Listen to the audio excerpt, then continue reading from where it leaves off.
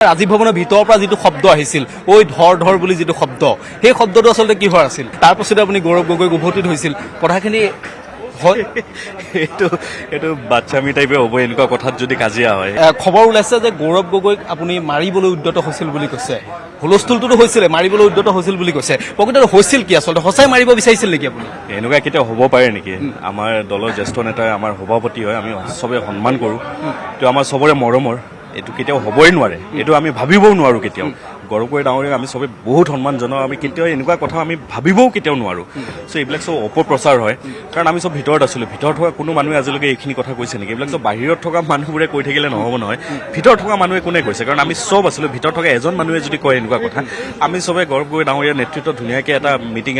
meeting হৈছে একেলগে চাহ খাইছোঁ একেলগে ওলাই আহিছোঁ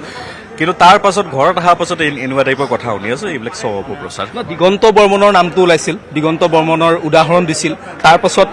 দিগন্ত বৰ্মনৰ উদাহৰণ দিয়াৰ লগে লগে সময় কেনেদৰে মানি চলিব লাগে উদাহৰণ দিয়াৰ লগে লগে আপোনাৰ খং উঠিছিল তাৰ পাছতে আপুনি গৌৰৱ গগৈক উভতিত হৈছিল কথাখিনি হয় এইটো বাচ্চামি টাইপে হ'ব এনেকুৱা কথাত যদি কাজিয়া হয় সেইবিলাক একেবাৰে মিছা কথাই এনেকুৱা একো বস্তু হোৱা নাই এইবিলাক কমপ্লিটলি কাল্পনিক কথা এনেকুৱা একো বস্তু কি বুলিছে নে কিবা বাধা দিবলৈ চেষ্টা কৰিছিল নে নাই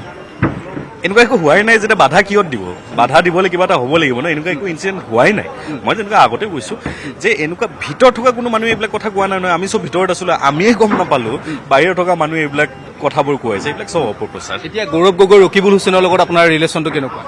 মোৰ দলৰ সভাপতি হয় মোৰ দলৰ জ্যেষ্ঠ নেতা আগতে যেনেকুৱা আছিলে এতিয়াও এনেকুৱা আছে আমি চবে সন্মান জনাওঁ আমাৰ জ্যেষ্ঠ নেতা হয় আৰু তেখেতসকলৰ পৰা শিকিবলৈ আমাৰ বহুত আছে আৰু আমি চবে মিলি কাম কৰি আছোঁ এনেকুৱা বাহিৰৰ পৰা যেনেকুৱা দেখা পাই আছে এনেকুৱা একো নহয় এইবিলাক চব অপপ্ৰচাৰ কাৰণ কংগ্ৰেছৰ ভিতৰত মানে নিজৰ মাজত এটা কাজিয়া সৃষ্টি কৰাবলৈ বাহিৰৰ পৰা এইটো অপজিশ্যনৰ এটা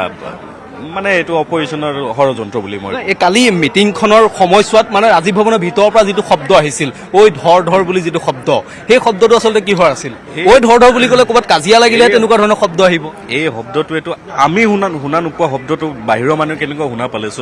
ফাৰ্ষ্টটো এইটো ওলাব লাগিব যে আমি ভিতৰত থকা মানুহে এনেকুৱা একো বস্তু গম পোৱা নাই বাহিৰত থকা মানুহে কি অপপ্ৰচাৰ ওলাই আছে মই গম নাপাওঁ এইটো মানে